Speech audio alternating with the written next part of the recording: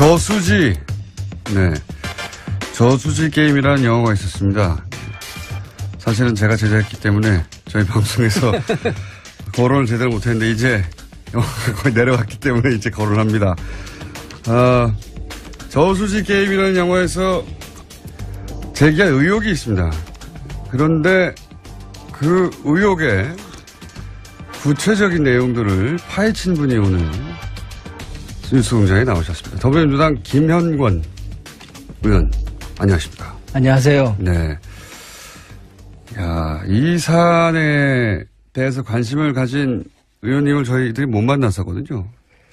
사실 제가 파헤친 게 아니고, 예.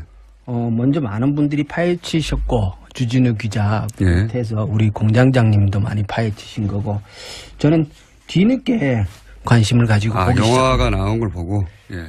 영화 나오고 나서도 사실은 그때는 안 봤어요. 안 보고 있다가. 국회의원이 생각보다 바빠요. 그러다가. 저희가 국회 가서도 한번 상의했는데, 예. 네. 그때도 안 하셨더라고요. 한 번 농협에서 찾아왔어요. 그래요? 네. 농협에서. 농림축산이 있으다 보니까. 그렇죠. 예. 제가 그 상임위가 거기니까. 예. 찾아와가지고 이걸 설명을 하는 거예요. 저한테. 묻지도 않았는데. 그러니까 제가 오라고 그런 건 아닌데. 아하. 우리 의원실에서 자료 요청을 하고 그랬겠죠. 세간에 저수지 게임이라고 네. 하고, 제가 잠깐 못 보신 분들을 위해서 10초짜리로 요약하면, 저수지 게임이라는 건 뭐냐면 농협에서 대출을 했는데, 그게 이제 210억. 예, 210억 대출을 했는데, 그 캐나다에서 이제 투자 실패로 결론 난 사건입니다. 근데 그게 그 대출 과정에 이명박 전 대통령의 친인척이 개입한 게 아닌가, 첫 번째. 그리고 이게 투자 실패가 아니라 사기였던 거 아닌가. 예. 그렇죠. 사기라고 보죠. 예, 사기였던 거 아닌가라고 이제 영화에서는. 그러니까 대통령 친인척이 연루되어 있는 사기극이 아니었나. 그렇죠. 라고 의혹을 제기하는 애. 대출이 시작되는 초기에 친인척이 농협에 현장 방문을 했다. 그것을 봤다라는 사람이 일부 있는데요. 예, 거기서부터 이제 그렇죠. 친인척의 개입이 제기되는데 예. 지금 물론 이거는 의혹이지 확인된 게 아닙니다. 그런 의혹이 있다. 예. 그런 의혹이 있다고 문제 제기를 하고 그래서 이것은 권력형 비리의 초기 단계였던 거 아닐까. 왜냐하면 임기 초였거든요. 이때가 아주. 그런 의혹을 제기하는 거였는데 이제 영화는 그런 의혹을 제기하는 수준에서 끝이 났는데 의원님이 거기서 한 발 더 들어가신 거죠. 그죠? 그러니까 그 직원이 찾아와서 설명을 하는데 제가 유심히 본 거는 이게 농협의 상호금융 특별회계의 돈이라는 거예요. 예. 이게 무슨 말인지 잘 몰라 일반인들은. 예. 그렇죠. 모르죠. 농협이라 그러면 농협은행이 있고 이건 중앙회예요. 예.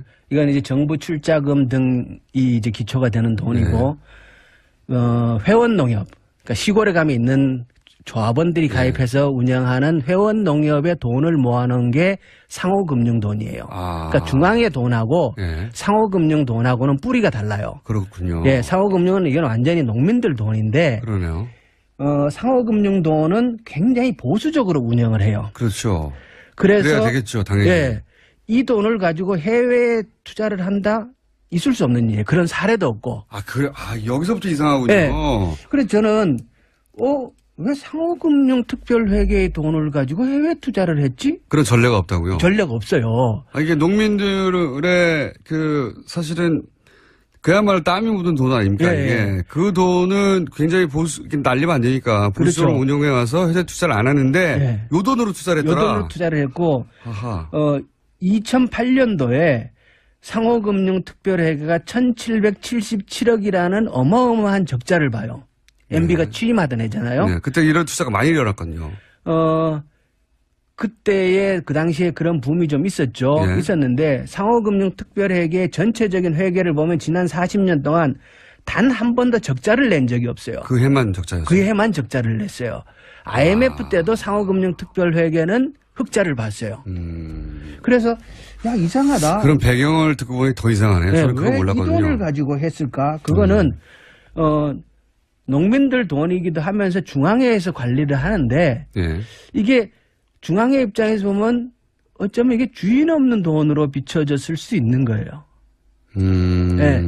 그래서 예리하십니다. 제가 그건 저도 몰랐어요. 거기서 조금 야 이거 이상하다. 왜 이 돈을 갖고 투자를 했지? 그러면서 이제 보기를 시작을 한 거죠. 아하. 네. 영화가 있다는 것만 아셨지 내용은 그때까지 영화를 못 봤어요. 영화는 그 뒤에 봤습니다. 예, 극장에서 내려갔습니다. 이제. 근데 그래서 제가 지금 말하는 겁니다. 네. 근데 저희는 이제 대통령의 친인척이 연루된 의혹에 포커스를 맞췄는데, 근데 의원님은 그 이전에, 네. 아니, 요 돈 자체가 이렇게 쓰일 돈이 아닌데. 쓸 돈이 절대 아니라는 예. 거죠. 예. 게다가 요 돈 관련해서는 적자가 난 적이 없는데. 난 적이 없습니다. 한 번도. 예. 예. 최초로 유일하게 이때 적자가 났다. 2008년도 아하. 이후로도 적자가 난 적이 없고. 그런데 아하. 원래 MB는 예. 제가 캐나다 토론토에 210억을 대출하는 과정을 그 건을 들여다보면서 거기서 구체적으로 어디에 MB가 딱 연결이 돼 있다라는 거는 보지 못했어요. 예. 보지 못했는데 MB는 원래 농협에는 특별한 관심을 가지고 있었다고 저는 봐요. 일단 배경 설명을 하시면. 예. 네.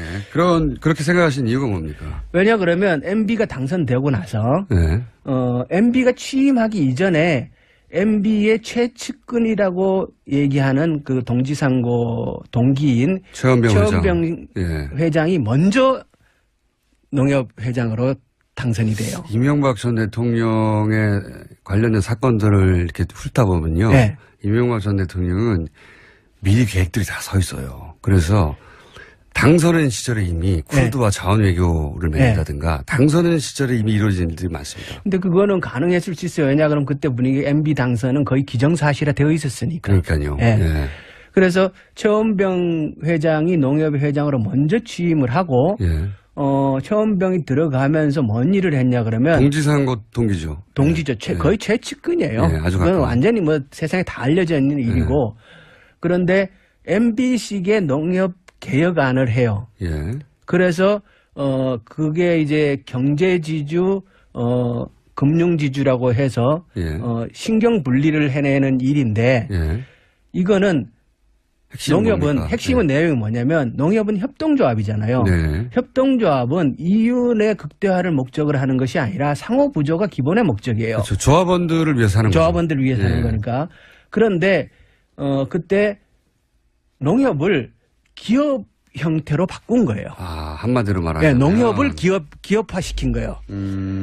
그래서 이게 지금 이제 농협이 지금 방식으로 바꿔놓은 건데, 네. 이것은 농협의 MB식 그림자를 짙게 들이놓은 것이고, 장기적으로 농협에 저는 이것이 대재앙이 될 것이다 이렇게 봐요. 이걸 걷어내는 일이 매우 중요한데, 알겠습니다. 네. MB는 농협에 그렇기 때문에 이게 왜 MB가 농협에 먼저 이런 일을 했을까?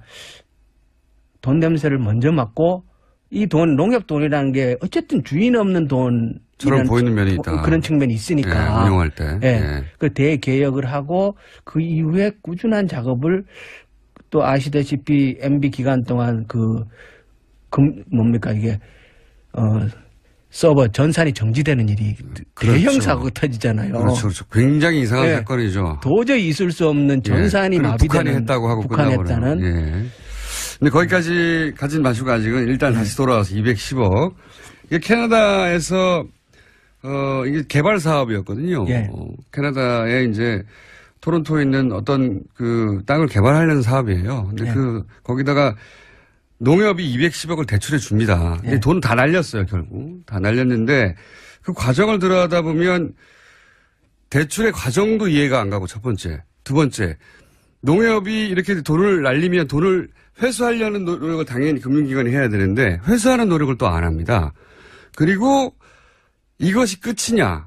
그게 아니라 이런 식으로 농협이 돈을 이상하게 날려먹은 애초에 날릴 걸 알고 시작했나 싶은 이상한 사안들이 여러 개고 또 한 가지 또 특징은 그 은행. 예. 은행이 캐나다의 특정 은행인데 이 은행과 자원외교도 다 연결돼 있어요. 그래서 이상하다. 이 은행을 통해서 이상한 일들이 많이 일어난 것 같다. 그렇죠. 그래서 그 돈이 흘러 어딘가에 같이 다 모여 있는 거 아닌가 저수지에. 그게 영화 내용이죠. 예, 저수지가 있는 거 아닌가 이런 네. 겁니다. 네. 예. 큰 틀에서는. 자, 그런데 좀 더 구체적으로 들어가서 대출 과정에서는 뭐가 이상합니까? 요약해 주시면. 210억이라는 돈을 캐나다 현지 법인과 그것의 한국 법인이 함께 움직이는데요. 네. 캐나다에서 주상복합 개발을 시설을 하려고 개발을 하는. 한다는 네. 프로젝트를 추진을 합니다. 그렇죠. 네. 추진하고 현지에서 그게 실제 진행돼요. 네. 분양도 이루어지고. 네.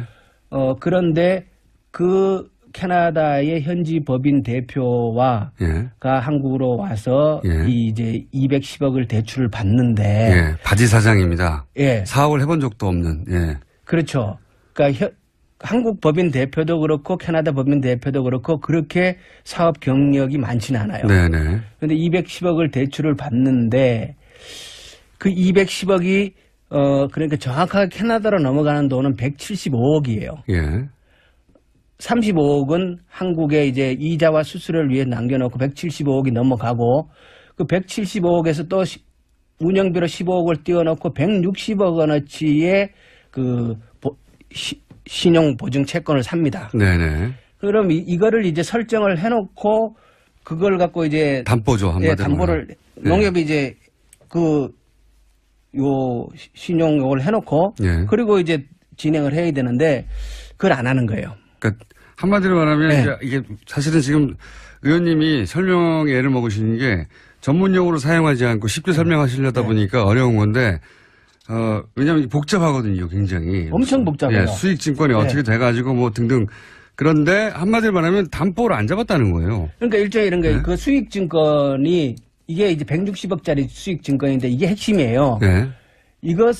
이 수익증권의 내용은 만기가 2년이고 예. 2년이 지나면 한국의 농협은 다시 160억을 돌려받을 수 있는 수익증권이에요. 그렇죠, 그렇죠. 그러니까 매우 안정된 수익증권이에요. 그렇죠. 예. 돈을 날릴 리가 없는 거죠. 날릴 리가 없는. 네. 그러면 이 수익증권에 대한 설정, 그러니까 예. 이제 우리가 땅을 샀다고 치면 예. 당연히 등기를 해야 되지 않습니까? 이 수익증권에 대한 등기를 한국의 농협이 해야 되는 거예요. 예. 그런데 이것을 하는 과정에 캐나다의 변호인하고 이 수익증권을 발행한 캐나다의 농협, 그게 이제 RBC 은행이거든요. 예. 로열 뱅크 오브 캐나다. 예. RBC 은행, 자원외교도 다 이 은행을 통합니다. RBC 은행의 직원하고가 이 관여를 하는데 예. 그 사람들 그냥 말만 듣고 실제로 이 수익증권에 대한 담보 설정을 농협이 하지를 못해요. 예. 그 과정에서 농협 측의 법률 대리인 자체도 존재하지 않아요. 예. 캐나다의 그 현지 부동산 개발 업체의 변호인의 얘기만 듣고 일방적인 해요. 얘기만 듣는 겁니다. 일방적인 얘기만 듣고 투자를 받는 사람 쪽의 얘기만 예. 듣는 거예요, 지금. 예. 그래서 결국은 2008년도에 돈이 대출되고 농협은 2010년도 만기가 돌아올 때까지 이것이 잘못됐다는 걸 전혀 인지하지 못해요. 그것도 상상할 수 없는 일이네요. 예. 그러다가 2010년도에 만기가 됐는데 돈이 안 들어오니까 그때 뭐 연락을 하는데 연락이 안 된단 말이에요. 예. 그래서 부랴부랴 그 다음부터 이제 문제가 생긴 걸 아는데. 생각해 보시면 우리가 뭐 은행에서 한 1억, 예. 1억 정도 대출 받으려고 1억이 뭐 5천만 원만 그렇죠. 대출 받으려고 해도 무슨 아파트 뭐 들고 가가지고 다 확인합니다. 다 사인하고. 근데 이게 총 210억대인데 그 담보가 확인이 안 됐다는 거예요. 이게 말이 안 되지 않습니까? 그러니까 사고가 터질 때까지 담보가 확인됐는지 안 됐는지 자체도 농협은 그 당시에 몰라요. 이게 말이 안 되는 거예요. 예. 그래갖고 사고가 터지고 나서 연락도 안 되고 뭔가 이렇게 조치를 취하려고 서류들을 보니까 실제 이 담보 설정이 그 농협 앞으로 되어 있는 것이 아니라 캐나다의 그 개발업체의 현지 법인 대표와 처의 이름으로 수익증권이 되어 있었고 그러니까 그렇게 그 사람들이 그 수익증권을 담보로 해서 90억과 60억을 이미 또 담보해서 대출해서 받아 가버렸기 때문에 이 수익증권은 그러니까 150억은 대출에 가버렸고 10억은 이자로 돼버리니까 수익증권은 이미 깡통이 돼버리는 상태인 거예요. 이게 설명 알아들으실까 모르겠네. 그래서 그러니까 돈을 대출을 하고 수익증권이라는 게 말씀하신 대로 2년 있다가 나한테 160억이 돌아오는 증서입니다. 일종의 질권처럼 받으려고 질권이라는 거는 용어가 많이 나오네요. 전당포 생각하시면 전당포. 네, 맞아요. 예. 돈 빌려주면 시계 받잖아요. 네. 그렇죠? 땅 사면 등기한다 이렇게 생각하면 그렇죠. 돼요. 예. 그런 담보가 있어야 되는데 그래서 이 수익증권을 2년 있다가는 160억을 수익증권을 가지고 있는 사람한테 주는 네. 예, 그런 약속 증서죠. 그런데 알고 봤더니 그 160억을 농협이 받아야 되는데 네. 그 160억은 다른 사람이 받는 걸로 돼 있는 겁니다. 그렇죠. 예. 황당한 거죠. 황당한. 돈은 농협이 총 210억을 썼는데 거기에 대한 그 개발 이익이든 뭐든 보상은 다른 사람이 받도록 돼 있다는 걸 농협이 2년 동안 몰랐다는 게 말이 되나요, 이게? 이게 제가 설명이 됐나 모르겠네요. 그런 사건이에요. 그걸 몰랐다. 자기들은. 그렇죠. 그리고 그건 다른 사람이 받는 걸로 되어 있다. 그런데 그 다른 사람은 또 그 증권. 왜냐하면 이 증권은 확실하게 160억을 1년 있다가 돌려받는 증권이니까. 예. 그걸 가지고 또 대출 또 받은 겁니다. 그렇죠. 그걸 가지고 받을 만큼 다 받은 거예요. 90억 받고 50억 받고 예. 나머지 10억은 이자로 된 거니까. 굉장히 뭔가 이 금융을 잘 아는 사기꾼이에요. 사기를 친 거죠, 사실은. 예. 그러니까 이게 등장하는 사람이 캐나다 현지 법인의 대표와 그와 함께 움직이는 법률 대리인 그리고 캐나다 RBC 은행의 직원이 함께 등장을 하는데요. 예. 이 세 사람이 사전부터 공모를 했는 것이 아닌가. 예. 왜냐 그러면 처음에 농협 직원이 가서 그 수익증권의 담보 당연히 관심이 있었을 거 아니에요, 그죠? 예. 그것을 요구할 때 뭐 그 컴퓨터 안에 전산으로 있어서 지금 보여줄 수가 없고 한국에 가면은 서류상으로 다 해서 보내주겠다 이렇게 둘러대서 보내놓고 서류를 보냈는데 그 서류들이 나중에 보니까 다 진위가 확인되지 않는 것. 예. 그리고 RBC 은행의 그 직원은 2008년대 그 사건이 터지고 나서 2009년도에 바로 퇴사하고 없어져요. 예. 못 찾습니다. 못 찾아요. 그리고 지금 등장하는 현지의 그 한국인 대표들도 예. 사라졌어요, 다. 못 찾아요. 그렇죠. 예. 그리고 현지 법인 대표도 어디 간지 없어요. 예. 그리고 또 이상한 점은 말씀 처음부터 드렸지만 농협이 이렇게 당했으면 예. 소송을 하거나 누군가한테 법적인 조치를 취해야 되는데 그걸 안 합니다. 이상하게. 그렇죠. 농협이 아무런 그 민형사상의 조치를 취하지 않아요. 네. 그것도 네. 매우 신기한 일이죠. 매우 신기하죠. 농협 측 얘기는 주장은 이래요. 그러니까 2010년도에 일이 터진 거를 인지를 했는데 그때만 해도 이것을 다시 리파이낸싱 하려고 했다는 거예요. 네. 그러니까 사고 터진 거를 어떻게 다시 팔아가지고 뭔가 좀 네. 충당을 그걸 메꾸려고 네. 하느라고 시간을 보냈다. 그러다 보니까 조치가 늦었다라는 것도 있고 나중에 다 터지고 나서 이것을 조치할 것을 법률적으로 검토했는데 실익이 없다. 회수할 수가 없을 것 같아요. 회수할 수 없으니까 실익이 없다. 그래서 안 했다라는 얘기도 있고 또 한편으로는 아까 이제 그 처음에 농협 직원이 캐나다에 가서 여러 가지 확인도 하고 하는 과정에서 실제로 받은 서류들이 얼마 없고 그러니까 농협은 결정적인 실수를 한 게 몇 개가 있는데 캐나다 현지에 가서 이것을 서류 조치할 때 캐나다 현지 법인에 그러니까 부동산 개발 업체의 법률 대리인하고만 상담을 했지 농협 측 법률 대리인이 존재하지 않았다는 거예요. 네네. 당연히 그건 그쪽 법률 대리인이지 농협 측 법률 대리인을 내세워서 그러니까요. 조치를 했어야 저쪽의 이익을 위해서 일하는 사람하고만 얘기한 거예요. 예. 그냥 그 좋은 얘기만 듣고 온 거예요. 그냥 예. 그것이 거의 이제 굉장히 결정적인 실수인데 그러다 보니까 이후에 소송을 제기하려고 해도 소송을 제기할 수 있는 서류가 하나도 없는 거예요. 이 사건은 깜짝 같은 사건입니다. 네. 사실은 굉장히. 자, 이것뿐만이 아니에요. 자, 그러면 이제 굉장히 큰 실수를 했던 담당자가 있지 않습니까? 그러면 이 담당자는 징계를 받고, 같은 어마어마한 실수니까 실수라고 한다면, 징계를 받고 해야 되는데, 그렇지가 않습니다. 그렇지가 않을 뿐만 아니라, 이분은 그 관련 일을 계속 잘 해서, 현재도 매우 의심스러운 정황 속에 있어요. 현재도 이명박 전 대통령과 이렇게 친인척 관계에 있는 회사의 부동산 관련 일을 잘하고 계십니다.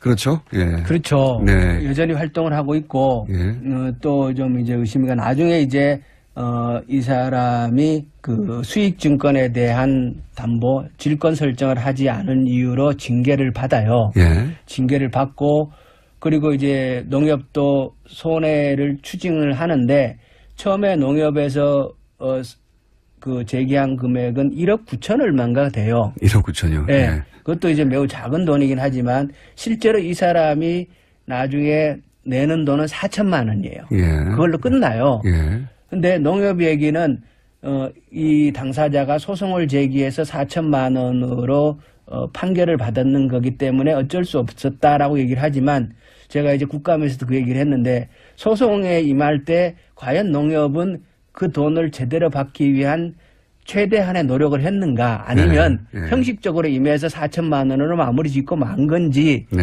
의심이 간다 이런 얘기를 했는데 여러 가지 좀 석연찮은 점이 많습니다. 예, 석연찮은 점들이 꽤 있어요. 예. 오늘은 그 기본 틀만 얘기하는데 거의 시간이 다 갔는데 그런데 이게 이런 건이 이 한 건이 아니다. 그렇죠? 예. 그렇죠. 이게 이제 제가 들고 나온 게 농협 내에서 특별감사 결과 보고서인데요. 예. 이 보고서에 보면은 예. 최종적으로 보고서는 잘 정리돼 있어요. 잘 정리돼 있는데 최종적으로 조치 요구 사항으로 당시에 국내 시행사 대표와 캐나다 현지 법인의 대표 그리고 현지 변호사 누구누구 그리고 RBC 은행의 그 직원에 네. 대하여 민형사적인 소송을 제기할 것을 결로 요구해요. 욕을 하는데도 요구를 불구하고. 농협 내의 특별감사 결과 보고서에 네. 조치하라고 요구를 해요. 예. 그래도 안 합니다. 이거 이상한 거죠. 이상하죠. 농협 내부 감사에서 아니 그러면 그쪽에 사기친 놈들 고소고발 해야지 네. 했는데 안 합니다. 결국은 그러니까 민형사적인 소송에 들어가야 일이 시작이 되는데 그렇죠. 아까 이제 결국 관심을 가진 거는 우리가 이제 그 90억과 60억이란 돈을 현지 법인에서 그 대출을 받지 않습니까? 추가 대출을 받죠. 그 네. 90억과 60억이 어디로 갔을까를 들여다보기 시작을 하면 이 돈이 저수지로 연결됐을 가능성을 추적할 수 있을 것이다라는 거잖아요. 그죠? 당연히 그런 건데요. 예. 근데 그거를 하려고 하면 결국 소송에 들어가야 되는데 피해자가 소송을 해야 되죠. 예. 예. 안 한다는 거예요. 예, 그걸 안 한다는 겁니다. 그러면은 당연히 캐나다에 있는 은행을 열어볼 거 아닙니까? 당연히. 그렇죠, 예. 캐나다 그 수사당국과 협조해서 캐나다에, 왜냐면 우리 공권력 미칠 수 없으니까 돈은 여기서 잃었지만 사기는 저쪽에서 일어났으니까 그쪽에서 수사 의뢰를 했는데 수사 의뢰를 안 하니까 이게 추적이 안 되는 거예요. 네. 그래서 그냥 사건이 사라져버린 겁니다. 예. 제가 며칠 전에 이제 국감에서 형사적인 조치를 하라고 요구를 했더니 답변이 지금 검찰 조사 중이다 그러더라고요. 자, 의원님, 오늘은 일부에 해당됩니다. 제가 보니까. 예. 이 건이 이거 한 건만이 아닌 것이고, 그리고 이명박 전 대통령의 흔적이 또 등장을 하지 않습니까? 네. 그 이야기는 저희가 곧 다음 주에 2부를 준비하겠습니다. 오늘 여기까지 하겠습니다. 감사합니다. 예, 고맙습니다. 김현관 의원이었습니다.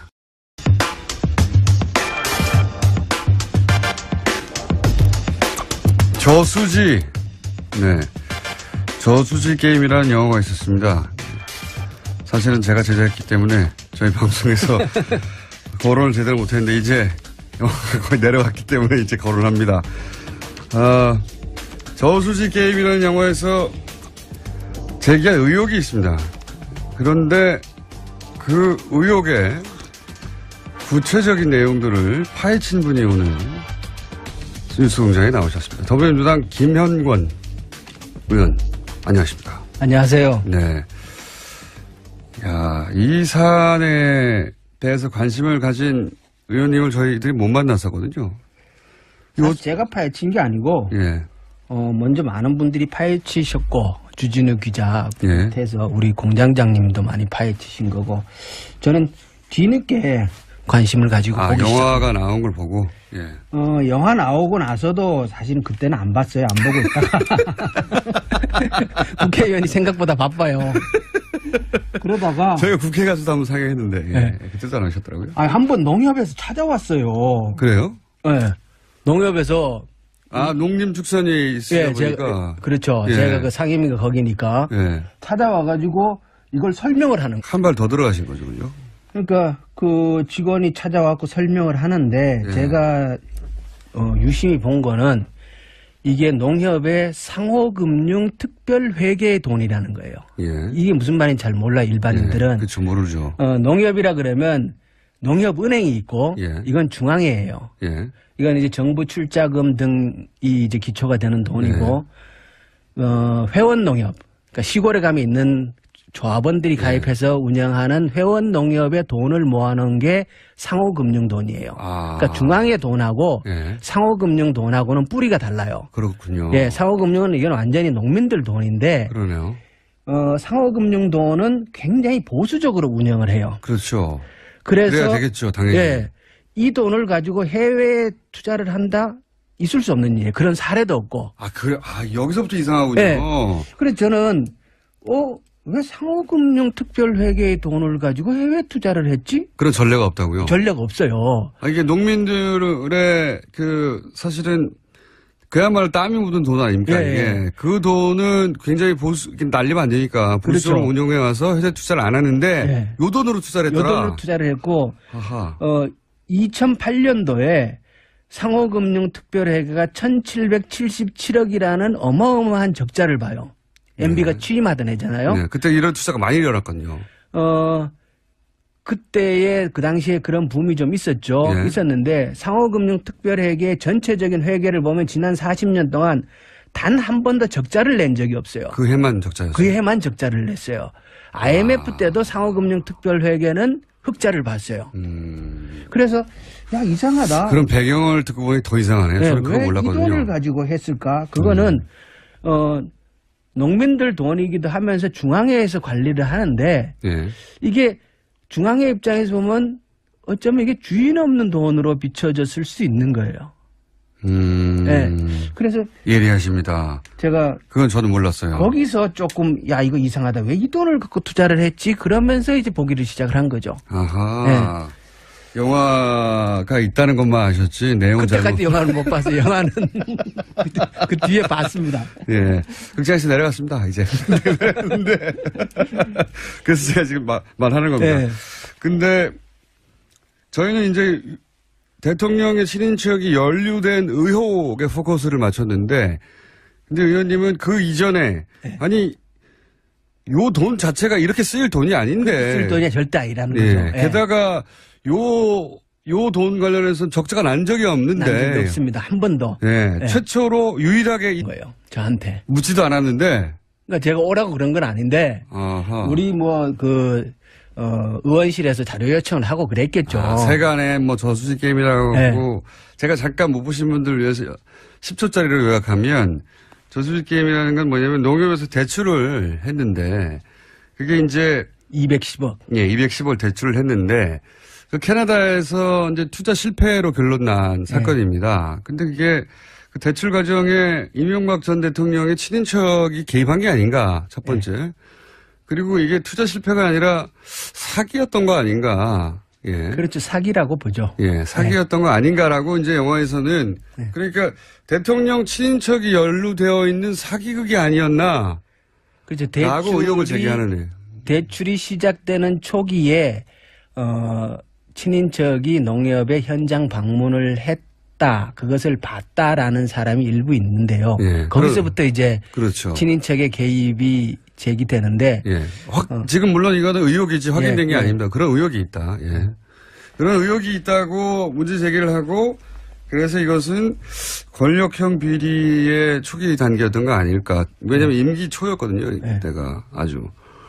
그런 의혹을 제기하는 거였는데 이제 영화는 그런 의혹을 제기하는 수준에서 끝이 났는데 의원님이 거기서 이때 적자가 났다. 2008년도 아하. 이후로도 적자가 난 적이 없고 그런데 아하. 원래 MB는 예. 제가 캐나다 토론토에 210억을 대출하는 과정을 그 건을 들여다보면서 거기서 구체적으로 어디에 MB가 딱 연결이 돼 있다라는 거는 보지 못했어요. 예. 보지 못했는데 MB는 원래 농협에는 특별한 관심을 가지고 있었다고 저는 봐요. 일단 배경 설명하시면 그렇게 생각하신 이유가 뭡니까? 왜냐 그러면 MB가 당선되고 나서 네. MB가 취임하기 이전에 MB의 최측근이라고 얘기하는 그 동지상고 동기인 최원병 회장이 먼저 농협회장으로 당선이 돼요. 이명박 전 대통령의 관련된 사건들을 이렇게 훑어보면요. 네. 이명박 전 대통령은 미리 계획들이 다 서 있어요. 그래서 당선인 시절에 이미 쿠르드와 자원 외교를 맺는다든가 당선인 시절에 이미 이루어진 일들이 많습니다. 근데 그거는 가능했을 수 있어요. 왜냐 그러면 그때 분위기 MB 당선은 거의 기정사실화 되어 있었으니까. 그러니까요. 예.